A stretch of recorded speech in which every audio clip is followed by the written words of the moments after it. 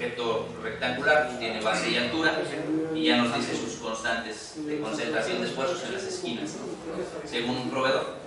No he visto uno de triangular en cuanto a tablas, ¿eh? Sí he visto físicamente, pero la tabla que me diga algo así como esto no la he visto. Entonces, el eficiente es el redondo de todos, claro. Si yo necesito un valor o un material que sea más difícil de templar, no sé, al inicio lo mencionó aquí este autor, pero es recomendable las caras planas cuando tienes que tener un sistema que es revenido, primero normalizado o fabricado de fundición o rolado, y luego lo templas y luego le haces un revenido. Hacer eso es más fácil con una placa, con uno rectangular que con uno redondo. Entonces depende del proceso. Entonces aquí me dice que cuando en mi proceso yo tengo que templar, me recomiendan estos, o sea que no sean cilíndricos, que no tengan curvatura. Pero si tú lo puedes conseguir sin tú tener que ver nada con el tratamiento térmico, entonces el redondo es el mejor. Desde el punto de vista de fabricación, estos son los mejores. Desde el punto de vista de diseño, los circulares hasta ahorita son los mejores. De hecho, los que si lo pudieran hacer hueco lo harían, porque soporta más. El problema es cómo lo fabrico, por eso no lo han hecho. Porque soporta más con menos material, pero todavía no lo pueden fabricar, por eso hasta que saquen con estos materiales nanotecnológicos, ¿no? Ahí pienso que cuando logren uno que sea rentable afuera, sea rentable económicamente. Y esto es lo que yo decía al inicio. Se decía que por ahí había una concentración de esfuerzos y que ellos trataban de evitar que cuando tú dejas caer el objeto, el peso que tiene que recibir el resorte, y que el resorte haga de alguna manera el retardo, pues, con la rigidez del desplazamiento, aunque sea de manera lineal, bueno, del 10 o el 15 al 85%, como decía la tablita, hablan de un concepto que se llama asentamiento, y ese viene en todos los cálculos, en cualquier libro que agarres. Y bueno, nada más para explicarlo, la concentración de esfuerzos estamos acostumbrados a que nos digan que es mala. No, pues se va a concentrar el esfuerzo en una parte y pues va a fallar el material. Existe una concentración de esfuerzos en los resortes que es buena, porque necesitas que almacene energía, ese es su trabajo. Entonces es bueno cierto tipo de almacenamiento de energía. ¿Cuál es ese tipo? Bueno, aquí nos lo establece primero para quitar toda la concentración de esfuerzos en los extremos de las espiras, y dice lograr entre un 45 y 65% de reducción. ¿Qué es lo que hacen? Ellos hacen algo que le llaman granellado, que como ya lo conocen del proceso de fabricación. Toman el resorte y lo bombardean con pequeñas partículas de otro material, que es como cuando le quitas la pintura, o sea, que lo haces con arena o mandas a presión eso y le quita la pintura, ¿no? Aquí también si haces eso, de alguna manera estás haciendo un revenido. Le vas a aventar perdigones pequeñitos a alta velocidad, y entonces el resorte lo que va a hacer es un alivio de esfuerzos, y vas a generar que esa concentración de esfuerzos en los extremos se alivie casi hasta un 70%.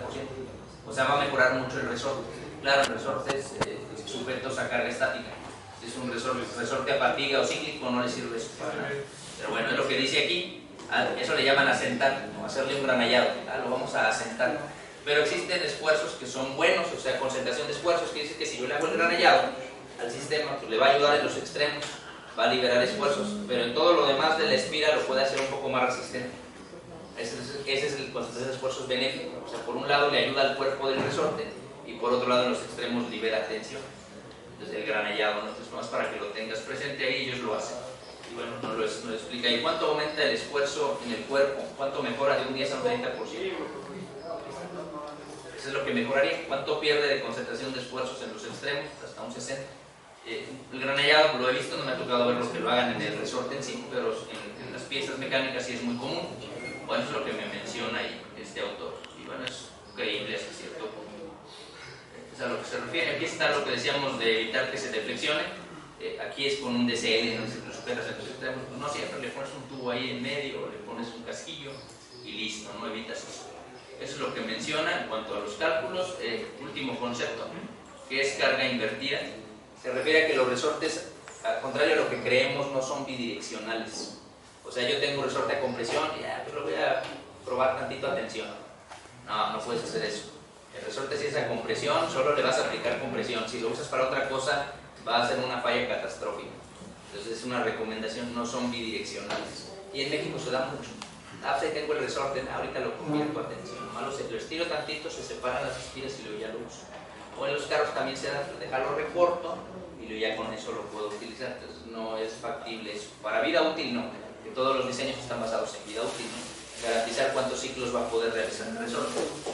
Para que te sirva 2 o 3 veces, pues no le veo problema. Eso es lo que dice aquí. No soporta cargas invertidas. Si es a tensión, lo usas a tensión. Si es a compresión, si es radial, es radial. Eso es lo que te está diciendo ahí. Y el granallado, pues aquí te da una reglita de cómo hacerlo si tuvieras una granalladora, ¿no? De qué tamaño la partícula y investigar a cuánto el tamaño del alambre y a qué presión debe de ir el perdigón o el objeto. Pero bueno, eso tendrías que tener la máquina, ¿no? Y eso es a lo que se refiere esta parte. Y ya casi llegamos, ahora sí. Pandeo, bueno, ya vimos, el pandeo ya lo había platicado yo, evitar que el objeto tienda a doblarse a los lados y falle como una columna. La oscilación que tiene de diferente contra vibraciones, lo que tú sabes de vibraciones. Quizá lo único diferente es este concepto, por eso me estoy adelantando. Es WA, que se refiere ahí al peso efectivo del resorte. O sea, no se desprecia el peso en los resortes, se calcula el peso del resorte en sí y se agrega a las fórmulas tradicionales que se llaman WDA. Y si ves los datos que necesitas, pues el diámetro del alambre, que es la de minúscula, el diámetro de las espiras, que es la de mayúscula, NA, las espiras efectivas, y el que aparece aquí como gamma, que es la densidad.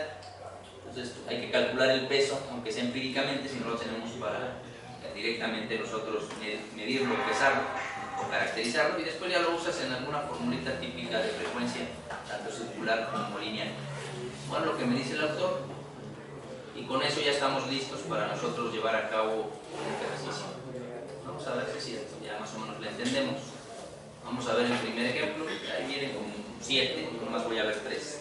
Primero, diseñar un resorte helicoidal de compresión a carga estática y a carga cíclica o fatiga. Entonces, el de fatiga lo voy a ver con un sistema de tensión para que veas las diferencias. Lo primero es saber cómo es la geometría, es esto, por eso lo puse aquí para que nos acordáramos de cuál está hablando. Lo otro es que quiere que calculemos, ya dice que tenemos que calcular el resorte y su geometría, diseñalo, su geometría y su material. Sabemos que la carga es estática y sabemos que la deflexión puede ser de alguna manera caracterizada, es decir, que él está suponiendo que no hay un pandeo excesivo, es lo que está diciendo ahí. Datos que nos da, la fuerza con la que va a cargar eso, 100 libras es la carga en reposo, y cuando ya le pongo una carga externa o obligo a que cargue al máximo, van a ser 150 libras, o sea nos está dando la precarga y la carga de trabajo máximo. Y bueno, nos dice que se va a deflexionar un máximo permitido, o sea, se va a aplastar un máximo de 0.75 pulgadas. Y hay que obtener pues todo, todas las características. Y encerré aquí lo que para mí es más importante, porque no lo da el autor directamente, le llama premisa o suposición. Dice, ¿qué material quieres usar? Y te lo deja libre. Entonces él, este autor, supone, voy a usar un resorte forjado en frío, en este caso una STM A227. No estoy muy de acuerdo con el autor porque hay muy poca información del 227. El más común es el 228, pero bueno, va a ser para que el alumno batalle y estudie y vea de dónde salió eso. No hay mucha información, el 228 es el más común, pero bueno, va a usar un 227. Dice que por costo, pero aquí en México a ver si lo consigues, no granallado, ya está diciendo que no va a aliviar los esfuerzos en los extremos ni va a endurecer el cuerpo, ¿no? Debido a que él cree que no le va a afectar en las cargas estáticas. Bueno, eso es una suposición, no lo podemos establecer. Y a partir de ahí son los 20 pasos que sugiere el autor para calcular. Y bueno, cada paso, primer paso propone el diámetro. Esta tablita es del proveedor, muy pequeñita, pásale, ya la había mencionado. Aquí está, en Estados Unidos, 100 pulgadas, desde 0.04, 4 milésimas hasta 0.6. ¿Cuál vamos a usar? Pues el autor ya sabía que con 2 iteraciones lo lograba, pero bueno, probó con 0.16 de diámetro del alambre. Va a probar con ese, por eso lo encerré ahí. Lo primero que tú tendrías que hacer es proponer qué alambre vas a usar, que esté a tu disposición y que tengas las propiedades físicas o uno de materiales aquí al lado que sea tu amigo y que sepa para que lo caracterice rápido. Ahí está ya, va a usar el de 0.16. Paso 2, dice usar el índice del resorte. Decía que estaba entre 4 y 12, mayor a 4, menor a 12. ¿Cuál quieres usar? Y el autor se da promedios, pone un 8, que sabe que con ese más o menos lo va a lograr. Máximos y mínimos o promedios, es lo mismo que te sugiero yo, vete a máximos, a mínimos o a promedios. Va a probar con ese, 8. ¿Sí? Una vez que tiene definido cuál, ve la razón de proporcionalidad. Sabíamos que C es la constante, ¿no?, de proporcionalidad, de rigidez o de estabilidad. Y lo que hace es despejarla. Entonces el diámetro de las espiras, aquí está, el diámetro exterior de la espira es la constante que probó con 8 y el diámetro del alambrito con el que él quiere hacer su análisis. y ya calcula directamente, le dice que el diámetro exterior de la espira debe ser 1.3 pulgadas. Ya tuvo ese dato, recordando eso que dijimos, entre 4 y 12. Siguiente, determinar la concentración de esfuerzos para cortante máximo, cortante puro máximo o tangente, que le llaman acá subíndice S. Y la formulita es muy sencilla, es esta, estoy encerrando aquí. 1 más 0.5 entre la razón de proporción, o sea, nomás sustituyo y ya me da el valor, 1.06. Es muy válido también cuando no tienes esos datos y tú crees que no le va a afectar, la concentración de esfuerzos no es excesiva, le voy a poner un 1. Sé que sí le va a afectar, le pongo un 2. Es lo que hacen, porque si no tienes que tener la información para calcular. Pero si tienes la información, pues lo calculas, ¿no? Entonces, en este caso 1.06 es prácticamente un 1. Cortante, ¿a qué es igual? Esta formulita nos la daba para el resorte. El cortante es la concentración de esfuerzos a corte, en este caso es el 1, por 8 veces, este 8 viene en la fórmula, 8 veces la fuerza, el diámetro de la espira y el diámetro del resorte, directo. Sustituyo y ya me dice el cortante máximo que tiene ahí, que es soportar el alambre, 123.000 PSI, 123 KSI, pero bueno, ese es el cortante al 100% y él me dice que no lo puedo usar al 100%. Pues bueno, ya tengo ahí ese valor, esos 123.714 PSI, paso 3. Mi paso 4 es establecer cuánto puedo usar de ese valor y para eso necesito 3 cálculos. El primero, aquí lo llama el SUT, esfuerzo último a tensión del alambre. El segundo es SYS, esfuerzo a fluencia del alambre. Y el tercero pues viene en el siguiente paso, pero ahorita lo vas a ver. Y son expresiones que la primera tiene que ver con 2 constantes que me da el proveedor, constante B y constante A. Y la segunda tiene que ver con un valor que nos decía el handbook, dice que solo puedo soportar o puede soportar entre un 60 y 70% del esfuerzo último a tensión en cuanto a afluencia en un resorte. Así como nos enseñan en Von Mises que solo soporta el 0.57, ¿no? 57%. Pues esos son los datos que está tomando él. Aquí puse la tablita para referenciar de qué está hablando él. Estamos utilizando una 227. Sabemos nosotros cuál es el valor de B y cuál es el valor de A porque tenemos el material. Si fuera un material que se salga de este rango ya no hay información de B y A. ¿Cuánto vale? Experimentalmente según el proveedor. Entonces aquí son los coeficientes de la curva de comportamiento logarítmica de ese material. Entonces de ahí toma ese punto 18 negativo y ese 141.040, ¿no? Son los datos que sustituyó aquí. ¿El D de dónde salió? ¿Perdón? ¿El D? ¿Es el diámetro o qué? Ese es el diámetro del alambre que nosotros propusimos acá. Ah, ok. Profe, en el paso 3 el 8 es una constante o es por el del... No, la fórmula esta es una constante, esta es una fórmula. Es constante ya no es... ¿Tiene que ver con el 8 de arriba? No, esta es una fórmula, en el libro lo puedes buscar, lo referencias en Norton, es una constante. ¿De dónde sacan esas constantes? Bueno, de la razón de proporción que yo te he calculado. O sea, hicieron pruebas a no más grande, más alto, a ver, el diámetro más grande, vamos a ver cómo se comporta. Y de ahí sacan ellos ese rango de 4 a 12 y de ahí tienen ellos cuál es el cortante máximo. Es un diseño de experimentos, por eso me peleo tanto con que los mecánicos deberíamos de llevar diseños de experimentos. Aunque sea una vez calcular saber cómo calculas una de esas ecuaciones. Pues ves matemáticas, pero no ves estadística, entonces no la ligas, no ligas qué es la matemática como la estadística. El 8 de C siempre va a ser así, bueno, la mitad. Tomar la mitad no, siempre. puedes ir ya máximos y mínimos. Tienes que más o menos entender qué es, ¿no? Sea que es igual D de la espira entre D del alambre. Eso es lo que estás calculando tú ahí. Entonces, ¿qué es más importante para ti? Pues digo que te vas a máximos y mínimos o a promedios. Si yo hago el diámetro de la espira más grande, pues le permito poner un eje más grande ahí o un casquillo más grande, depende de qué tan largo sea donde lo voy a montar. Entonces, si para mí es más importante el espacio, pues voy a hacer más grande el numerador. Entonces, si me explico. Si para mí es más importante el material, que el material no se cizalle, el alambre, entonces el D minúscula, el valor va a ser más grande y el coeficiente me va a dar más pequeño. Entonces me voy a mínimos. Entonces ya tú lo decides. Aquí el autor, como no te da información de ningún tipo dónde va ese resorte, ¿para qué lo usa? No sabe. Entonces pues, él pone en la mitad, el promedio. Pero si tú tuvieras datos, es decir, ok, si mi espacio es más importante, entonces yo me voy a ir a máximos. Si el alambre es más importante, entonces me voy a ir a mínimos. Y por eso te digo que ves máximos y mínimos. ¿Cómo te debes usar el promedio? El promedio, porque no te da datos de dónde está usando ese resorte. Te dice la fuerza, pero no te dice dónde va montado. No te dice cómo fabricó el resorte. para saber el tamaño del alambre es importante, no nada más para conseguirlo y el costo, cómo lo fabricas. Porque el material lo tengo que ver el proceso, conozcas el proceso, pero tengo que vencer la zona elástica para que llegue a plasticidad y quede en esa forma el resorte. ¿Cómo haces eso? O sea, la velocidad del rolado, pues. Tú puedes agarrar el resorte y ahí te lo avientas, tú mismo lo puedes hacer, sí, pero ¿a qué velocidad tú debes enrollar? ¿Y con qué fuerza para que se quede en esa forma? Ese es dijo aquel, ese es el chiste. Ese es el secreto del proceso de fabricación, es lo que te va a ver, ese es su diseño del proceso, no del resorte. Entonces, a lo que se refiere, de ahí tomas esos datos, estas constantes, y obtienes este esfuerzo último de tensión. Pero como dice que solo soporta el 60%, pues lo afecto y mi esfuerzo afluencia es de 117.000. Apenas vamos en el paso 4, son 20, es una idea. Y aquí yo te estoy poniendo los datos de dónde los toman. En su libro, pues a ver, vele a buscar a ver dónde está. Y a ver, explícame dónde salió, que ese es el chiste. Que lo tratas de ir entendiendo y por eso tiene premisas. Y bueno, de ahí determinamos el FDS, el factor de seguridad, le llama aquí N subíndice S, o factor de seguridad del sistema a fluencia, del elemento a compresión. Fluencia a compresión, también puede haber fluencia a torsión, pero ¿cómo trabaja el resorte? Trabaja a compresión. Entonces bueno, este dato ya lo teníamos nosotros, el cortante, este que está aquí, es 123.000, ojo con esto, yo no puedo creer en este cortante. Por eso digo que son premisas del autor. Yo aquí le pondría un 85% de esto, porque el autor decía, me refiero al autor del handbook, no del Norton.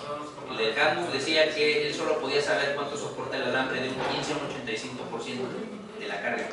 Antes y después de eso no garantizaba nada. Entonces yo no creería en esos 123.000, ese sería mi 100%, yo tomaría un 85% de ese valor y lo pondría ahí para que mi factor de seguridad fuera más real. Pero bueno, el autor hace lo que quiere, pues ya el 100%, ahí está, ese valor. Y le da 0.95, curiosamente pues no satisface, y por eso lo puse aquí. No es aceptable, ¿por qué? Porque mínimo debe ser la unidad. Entonces tienes que volver a iterar, y ya tú decides que cambias, cambias el valor de C, o cambias el diámetro que usaste, o el alambre, el tamaño del alambre, o cambias el material. El autor se fue a la fácil, ¿no? Pues cámbiale la espira, ¿no? Usa uno más grande. Estaba en punto 16, el inmediato superior, punto 19, y repite la operación. Por eso lo encerré ahí. Todos esos datos, eso ya lo hicimos, lo vuelve a hacer otra vez, lo itera, pero ahora con un alambre más grande, a ver qué pasa. Y bueno, ves que su FDS ya le dio igual a la unidad. Cualquier cosa que le haya fallado, pues no va a aguantar, un 2, un 3, pero bueno, dice con un 1, ya le hice, le dio un 1.3, continúo con el paso 7, son 20 pasos. Hasta ahí, en el 6, vamos bien. ¿Alguna duda? Claro, voy a tomar los datos del de punto 19, ya no el de punto 16.